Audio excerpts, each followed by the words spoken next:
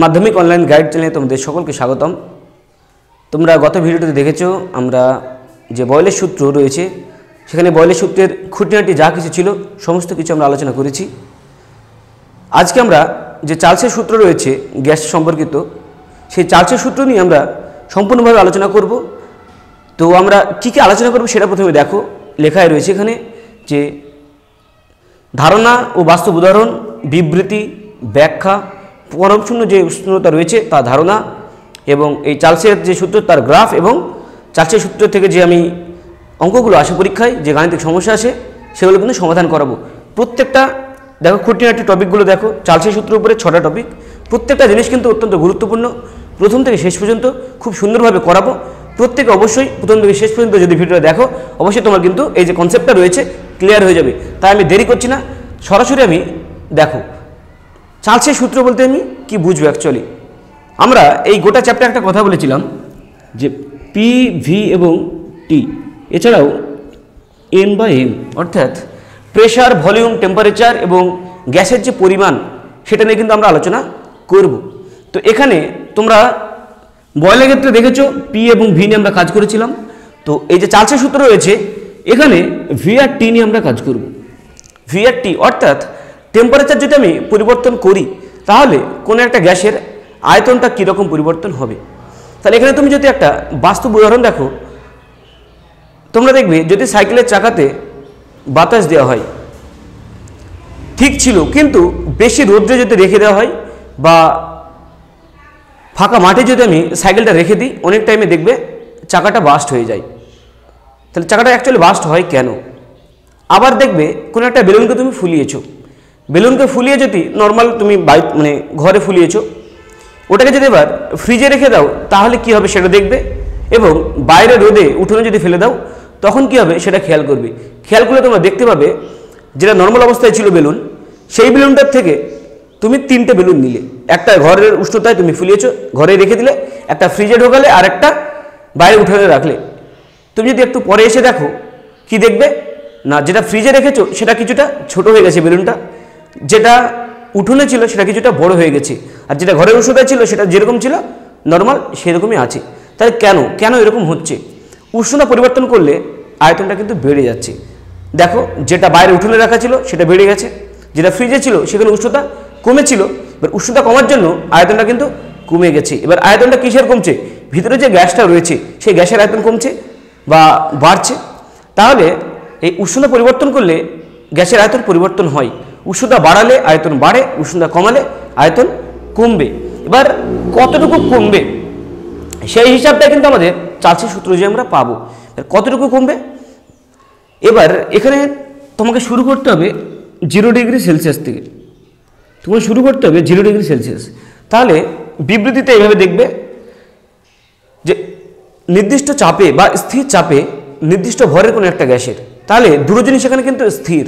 বয়লের সূত্রে দুটো জিনিস স্থির ছিল, সেখানে ছিল এম এবং টি অর্থাৎ গ্যাসের পরিমাণ এবং উষ্ণতা। এখানে স্থির থাকবে গ্যাসের পরিমাণ এবং প্রেশার অর্থাৎ চাপ। মনে রাখা সঠিক বলছি, আগেরটা ছিল বিটিএস, এটা চাচা। চার্লসের চাপ স্থির, বয়লের টেম্পারেচার স্থির, চাচা বিটিএস। একদম ভোলার কোনো জায়গা নেই। পরীক্ষায় তোমাদের 1 নম্বর কিন্তু পড়ার সম্ভাবনা অত্যন্ত বেশি 2026 মাধ্যমিকের জন্য, এবং যে পর্যায়ক্রমিক পরীক্ষা রয়েছে তোমাদের প্রথম, সেখানে কিন্তু আসার অত্যন্ত সম্ভাবনা রয়েছে।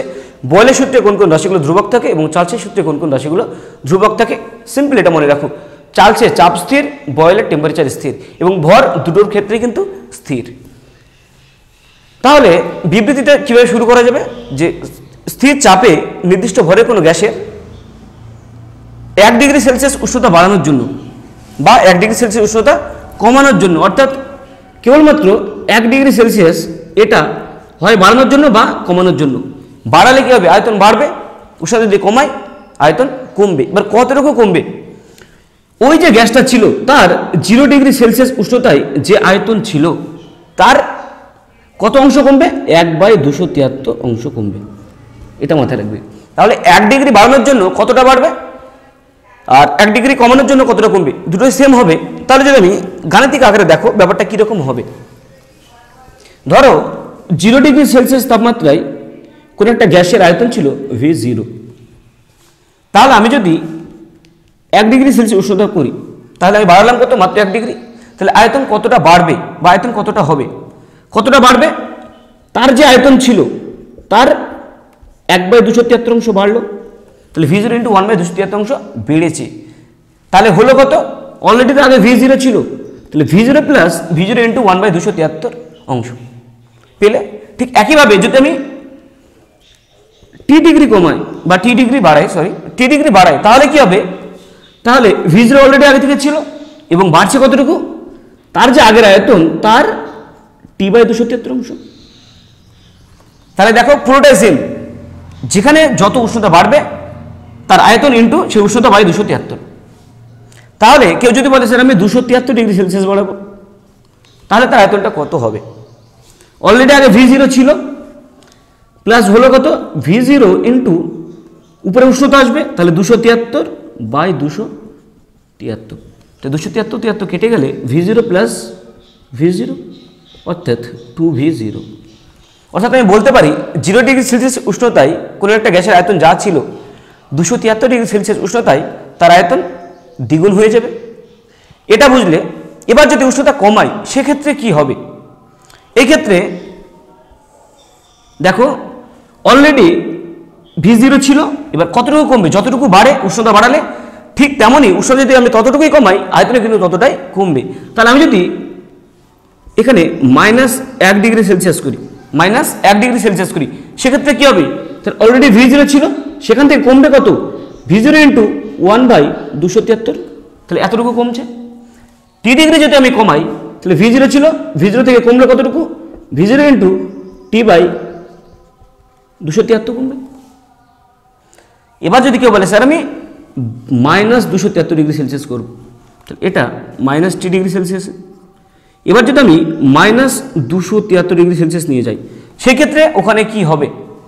ওখানে V0 ছিল -V0 × 273/273, তো কেটে গেল, হয়ে গেল কত? V0 - V0 অর্থাৎ 0। তাহলে তুমি একটা জিনিস খেয়াল করছো, যদি 273 ডিগ্রি সেলসিয়াস আমি কমাই 0 থেকে, তাহলে -273 ডিগ্রি সেলসিয়াস উষ্ণতায় কোনো একটা গ্যাসের আয়তন 0 হয়ে যাচ্ছে। এবার পরীক্ষালব্ধ প্রমাণ কি অ্যাকচুয়ালি 0 হবে না। কোনো কিছুর আয়তন, কোনো গ্যাসের আয়তন 0 করা সম্ভব নয়। তাহলে আয়তন 0 করা সম্ভব নয় মানে উষ্ণতাও কিন্তু এত নিচে নামা সম্ভব নয়। -273 ডিগ্রি সেলসিয়াস যদি আমি অ্যাকুরেটলি বলি, ওটা -273.15 ডিগ্রি সেলসিয়াস, অত নিচে কিন্তু নামা সম্ভব হয় না। তাহলে একটা টার্ম তোরা শুনবে যে বুমেরাং লেমুরা বলে একটা কথা আছে, সেখানে উষ্ণতা কিন্তু -272 ডিগ্রি সেলসিয়াস পর্যন্ত আমরা দেখা গেছে অত কম নেমেছি। কত? -273 হয়নি, -272 ডিগ্রি সেলসিয়াস। জায়গাটার নাম কি? Boomerang nebula. ওটা ইউনিভার্সিটির আমাদের একটা জায়গা, ওটা আলোচনার আমাদের বিষয় না, ছাড়লাম। তাহলে এই যে -273 ডিগ্রি সেলসিয়াস রয়েছে, এই যে এত নিচে কিন্তু উষ্ণতা নামা সম্ভব নয়। এইখানে কিন্তু এবার যে পরম শূন্য স্কেল রয়েছে ধারণাটা কিন্তু এবার চলে আসবে। তাহলে যে উষ্ণতাতে আয়তনটা 0 হয়ে যাচ্ছে, অ্যাকচুয়ালি 0 হয় না আয়তন, যদি উষ্ণতা এত কমে যায় না, তখন কি হবে? যে গ্যাসের অণুগুলো রয়েছে তাদের গতিশক্তি 0 হয়ে যাবে, মানে তারা দাঁড়িয়ে যাবে। আর কণাগুলো যদি দাঁড়িয়ে যায় তাহলে সেটার গ্যাস থাকলো না, তা গ্যাসের কোনো অস্তিত্বই থাকলো না। তাহলে কি এই যে -273 ডিগ্রি সেলসিয়াস এটাকেই 0 ধরেছে। কত ধরেছে? 0। কারণ এই উষ্ণতাতে যে কোনো গ্যাসের আয়তন কত? 0। তাহলে -273 ডিগ্রি সেলসিয়াসকে 0 ধরছি, মানে আমি এখানে, এটা কিন্তু সেলসিয়াস স্কেল বা ডিগ্রি সেলসিয়াস স্কেল, এটা কেলভিন স্কেল, অন্য একটা স্কেল চলে আসলো। তাহলে কি করেছে সে না, -273 ডিগ্রি সেলসিয়াসকে ও 0 ধরেছে, কিন্তু তারপরে এই যে ডিগ্রি সেলসিয়াসের প্রতি 1 ঘর, সেটা কিন্তু ওই কেলভিন স্কেলও কিন্তু 1 ঘর, মানে যে নতুন স্কেলটা তৈরি হচ্ছে তার 1 ঘর আর এবং ডিগ্রি সেলসিয়াসের যে 1 ঘর, দুটোই কিন্তু সমান।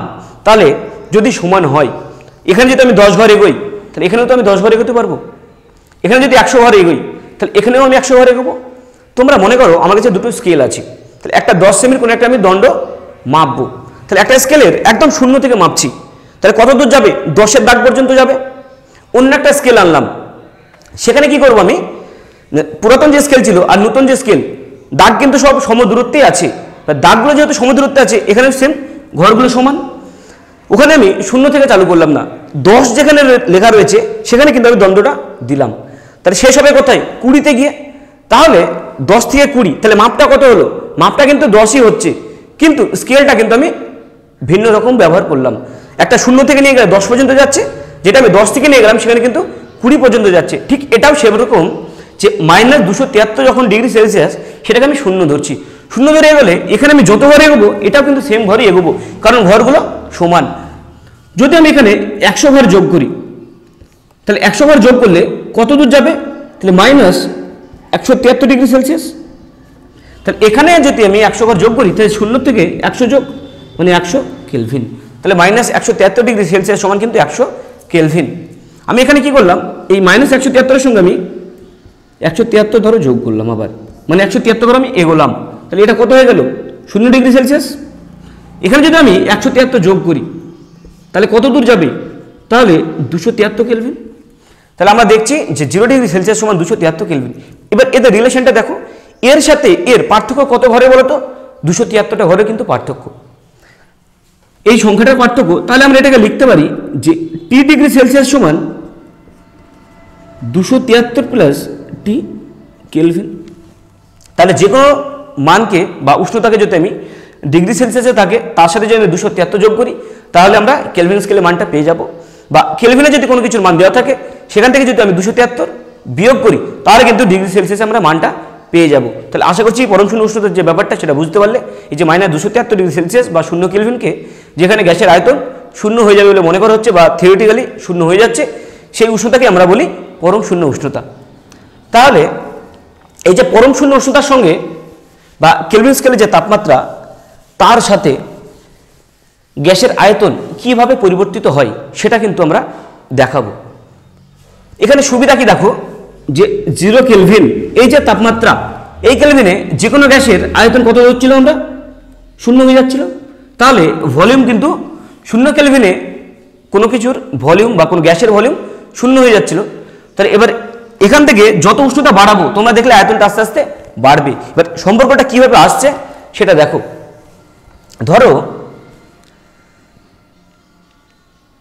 0 ডিগ্রি সেলসিয়াস উষ্ণতায়, সেলসিয়াস থেকে আমি আস্তে আস্তে ব্যাপারটা আনবো। দেখো, কোনো কিছুর আয়তন V0,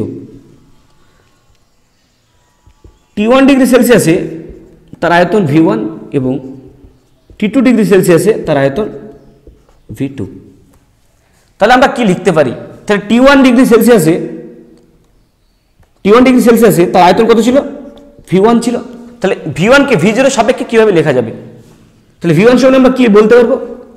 তার আগে একটা আয়তন ছিল V0 plus V0 into T/273, এটাই তো তার আয়তন যেটা ছিল তার 273 অংশ বেড়েছে 1 ডিগ্রি সেলসিয়াস বাড়ার সঙ্গে সঙ্গে। তাহলে বেড়েছে কত? T ডিগ্রি, 0 থেকে T1 গেছে। তাহলে এটা যদি আমি T1 বসাই, তাহলে V0 ইন্টু T1/273। তাহলে এটাকে আমরা কী করে লিখতে পারছি দেখো। তাহলে V0 যদি আমি কমন নিই, 1 প্লাস T1/273, বা এটাকে আমরা লিখতে পারবো V0 ইন্টু 273 যদি আমি নিচে আনি, তাহলে 273 প্লাস T1/273। ঠিক একই রকমভাবে যদি আমি T2 ডিগ্রি সেলসিয়াসে, অর্থাৎ যখন আয়তন V2, তাকে যদি আমি V0 সাপেক্ষে আনি, তাহলে কিভাবে আসবে? তাহলে সেটা কত হবে? V2 সমান V0 ইন্টু 273 প্লাস T2/273। এবার একটা জিনিস খেয়াল করো, একটু আগে বলেছিলাম যে T ডিগ্রি সেলসিয়াস সমান 273 প্লাস T কেলভিন। তাহলে 273 প্লাস T1 আছে ডিগ্রি সেলসিয়াসে, 273 প্লাস T2 আছে। তাই সেটাকে আমি কেলভিন আকারে আমি কি লিখতে পারি? তাহলে এটাকে কি আমি লিখতে পারি না? V0 into T1/273। ঠিক এটাকেও আমি লিখতে পারবো V0 ইন্টু T2/273। এবার এটাকে 1 নম্বর সমীকরণ, এটাকে 2 নম্বর সমীকরণ দেখো। তাহলে আমরা কি পেলাম, V1 সমান V0 ইন্টু T1/273 এবং V2 সমান V0 ইন্টু T2/273। এইবার এটা মুছলাম আমি, এরপরে গ্রাফ রয়েছে এবং গাণিতিক সমস্যা রয়েছে। এরপরে কি হবে, যদি আমি 1কে 2 দ্বারা ভাগ করি, তাহলে 1কে যদি আমি ভাগ করি কয় দ্বারা, 2 দ্বারা, তাহলে আমরা কি পাবো সেটা দেখো। তাহলে V1 আছে, তাহলে V1টা আগে বাম দিকে, তাহলে V1/V2 হয়ে যাবে। প্রথম সমীকরণকে দ্বিতীয় সমীকরণ দ্বারা আমরা ভাগ করছি। তাহলে V1/V2 সমান কত, তাহলে V0 ইন্টু T1/273, তাহলে V0 ইন্টু T1/273টা নিচে এবং V2 এর সঙ্গে যেটা আসছিল, তাহলে V0 ইন্টু T2, তাহলে নিচে কি আসবে V0 ইন্টু T2, উপরে কিন্তু 273টা চলে যাবে। তাহলে কাটাকাটি করলে দেখো কি হবে, 273 কাটবে, V0 কেটে যাবে। তাহলে আমরা পেয়ে যাচ্ছি V1/V2 সমান T1/T2 পাচ্ছি, বা এটাকে আমরা লিখতে পারি V1/T1 সমান V2/T2। তাহলে V1/T1 সমান V2/T2। ঠিক এরকমভাবে যদি T3 ডিগ্রি সেলসিয়াস তাপমাত্রাতে যদি আয়তন V3 হয়, তো সেটাকে আমরা V3/T3ও লিখতে পারবো।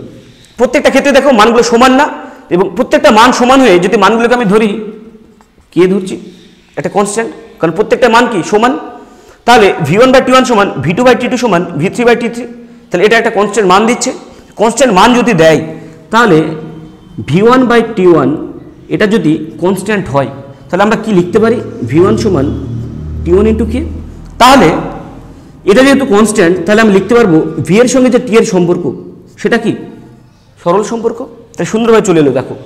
তাহলে উষ্ণতা কিন্তু পরম স্কেলে বা কেলভিন স্কেলে হতে হবে। তাহলে কেলভিন স্কেলে যদি হয়, কেলভিন স্কেলে উষ্ণতার সঙ্গে যে আয়তন রয়েছে গ্যাসের, সেটা কিন্তু সরাসরি সরল সম্পর্কিত। ব্যাপারটা একটু দেখবে ভালো করে, একবার বুঝলে সুন্দর করে, আরেকবার দেখে নেবে। প্রথমে এদিক দিয়ে চালু করে করলাম। তাহলে এটা কিন্তু যদি দেয়, বিবৃতি দেয় না। যদি বিবৃতি দেয় যে পরম শূন্য স্কেলের সাপেক্ষে চার্লসি সূত্রের বিবৃতি দাও, তখন কি বলবে যে পরম শূন্য উষ্ণতার সঙ্গে যে আয়তন রয়েছে, আয়তনটা সরাসরি সম্পর্কিত সরল সম্পর্ক। ঠিক আছে, তাহলে এরপরে আমরা গ্রাফ দেখব এবং তারপরে কিছু গাণিতিক সমস্যা দেখছি। আমরা কি দেখছি এবার, আমরা দেখব গ্রাফ বা লেখচিত্র। তাহলে এখানে কি কি আছে, মেন জিনিস এখানে V এবং T। তাহলে এই V এবং T অর্থাৎ তাপমাত্রা এবং আয়তনের সঙ্গে যে গ্রাফগুলো কীভাবে পরিবর্তিত হচ্ছে বা মানগুলো কীরকম পরিবর্তন হচ্ছে, সেগুলো আমরা দেখব। তাহলে এখানে খেয়াল করো,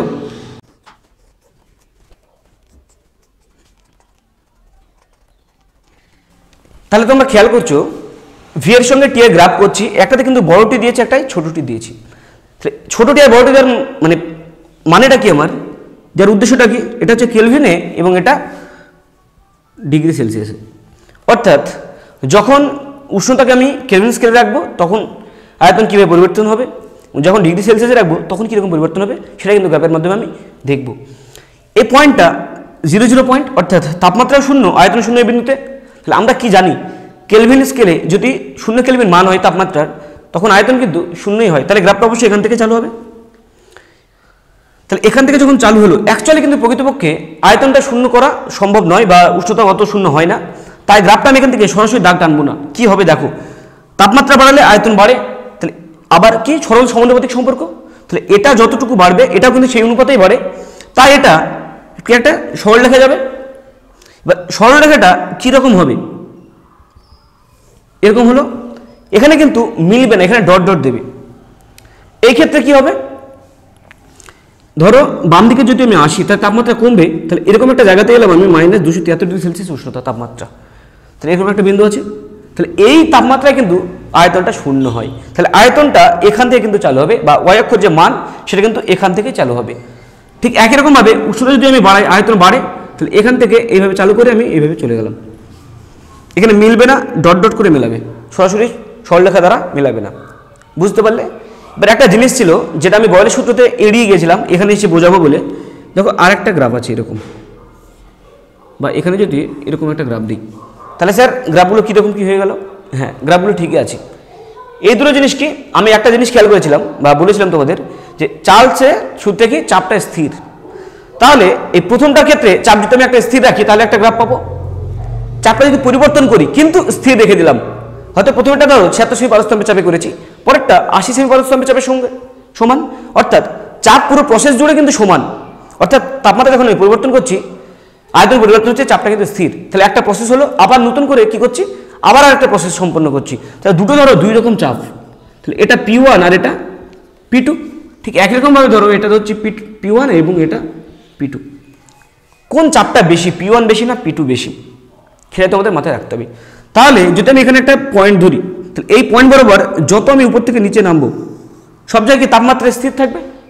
তাহলে এই যে পয়েন্টটা, সেখানে তাপমাত্রা যা, এই পয়েন্টে তো তাপমাত্রা একই, তাহলে তাপমাত্রা একই, তাহলে আয়তনটা দেখতে হবে কোথায় বেশি, এই ক্ষেত্রে আয়তনটা বেশি, এই ক্ষেত্রে আয়তনটা কম। তাহলে তাপমাত্রা স্থির রাখলে, বয়লের সূত্র অনুযায়ী ভাবো, তাপমাত্রা যদি স্থির রাখি তাহলে আয়তন বেশি মানে চাপটা আমাদেরকে কম ভাবতে হবে, আর আয়তন কম মানে সেখানে চাপটা বেশি। তাহলে তাপমাত্রা স্থির এই সোজা সমস্ত বিন্দুতে, তাহলে এই বিন্দু আর এই বিন্দু তাপমাত্রা স্থির মানে সেটা, যদি আমরা বয়লের সূত্রে প্রবেশ করে যাই তাহলে আয়তন কিন্তু এক ক্ষেত্রে বেশি হয়ে গেল আর আয়তন এই ক্ষেত্রে কিন্তু অনেকটা কম হলো। তাহলে যে ক্ষেত্রে আয়তনটা বেশি সেক্ষেত্রে চাপটা কিন্তু কম হয়ে যাবে, আর যে ক্ষেত্রে আয়তনটা কম সেক্ষেত্রে চাপটা বেশি। তাহলে এখানে আয়তন কম মানে P1টা বেশি হয়ে গেল, কার থেকে, P2 থেকে। এক্ষেত্রেও সেম, P1টা বেশি হয়ে যাবে, কার থেকে, P2 থেকে। তা আশা করি গ্রাফটা বুঝতে পেরেছো। খেয়াল রাখবে এটা ডিগ্রি সেলসিয়াসে দিচ্ছে নাকি কেলভিনে দিচ্ছে। ডিগ্রি সেলসিয়াস যদি দেয় বাম দিক থেকে চালু করবে, -273 ডিগ্রি সেলসিয়াস কোনো এক জায়গায় লিখবে, তারপরে কিন্তু শুরু করবে। এরপরে আমরা এখান থেকে যে গাণিতিক সমস্যা পরীক্ষায় পড়ার সম্ভাবনা রয়েছে 2 নম্বরের পরে তোমাদের, তো আমরা একটা দেখছি কীভাবে আসে, ঠিক আছে। ধরো তোমাকে বললো এসটিপিতে কোনো একটা গ্যাস রয়েছে যার আয়তন, এসটিপিতে কোনো একটা গ্যাসের আয়তন 91 সেমি কিউব। তাহলে উষ্ণতা বাড়ালাম আমি, গ্যাসটার উষ্ণতা বাড়িয়ে আমি 27 ডিগ্রি সেলসিয়াস করলাম, তখন ওই স্থির চাপেই ওই গ্যাসের আয়তন কত হবে। তো তোমাকে মাথায় রাখতে হবে কী কী দিয়েছে। এসটিপিতে আয়তন 91 সেমি কিউব, তাহলে উষ্ণতা বাড়িয়ে আমি 27 ডিগ্রি সেলসিয়াস করলাম, তখন ওই গ্যাসের আয়তন কত হবে। তো কী কী রাশি আছে, এসটিপিতে কিন্তু অনেকগুলো রাশি। এসটিপি কথার অর্থ কি, এসটিপি অর্থাৎ স্ট্যান্ডার্ড টেম্পারেচার অ্যান্ড প্রেশার। তার টেম্পারেচারটা কত হয়, এসটিপি মানে 0 ডিগ্রি সেলসিয়াস এবং প্রেশার 1 atm, এটা মাথায় রাখবে। এসটিপি মানে 0 ডিগ্রি সেলসিয়াস আর 1 atm। তাহলে 0 ডিগ্রি সেলসিয়াসকে আমরা সবসময় বলেছি, যতগুলো অঙ্ক করবে এই চ্যাপ্টার প্রত্যেকটা কিন্তু উষ্ণতাটাকে কেলভিনে করবে। তাহলে 0 ডিগ্রি সেলসিয়াস সমান 273 কেলভিন পেলাম। তাহলে এখানে কী কী রাশি পেলাম এবার দেখো। তো প্রথমে একটা চাপ ছিল, পরে কিন্তু চাপটা স্থির চাপ, তাহলে চাপটাকে আমি বাদ দিয়ে দিলাম। তাহলে চাপ বাদে বাকি দুটো কী কী আছে, উষ্ণতা এবং আয়তন। প্রথম উষ্ণতা কত ছিল সেটাকে আমি T1 ধরছি, T1 সমান 273 কেলভিন। তাহলে তাপমাত্রা পরিবর্তন হয়ে কত হয়েছে, 27 ডিগ্রি সেলসিয়াস। তাহলে T2 সমান কত, তাহলে 273 প্লাস 27 কেলভিন, এটা সমান 300 কেলভিন। আয়তন, প্রাথমিক আয়তন ছিল V1 সমান 91 সিসি, V2টাকেই কিন্তু আমাদেরকে বার করতে দিয়েছে। তাহলে যে গাণিতিক রূপটা দেখেছিলে তোমরা কি না, V1/T1 সমান V2/T2। তাহলে এখানে দেখো 4টে জিনিসের মধ্যে 3টে জিনিসের মান আমরা পেয়ে গেছি, সিম্পল V2 মান বার করতে হবে। তাহলে V2 সমান কত হবে, V1 ইন্টু T2/T1।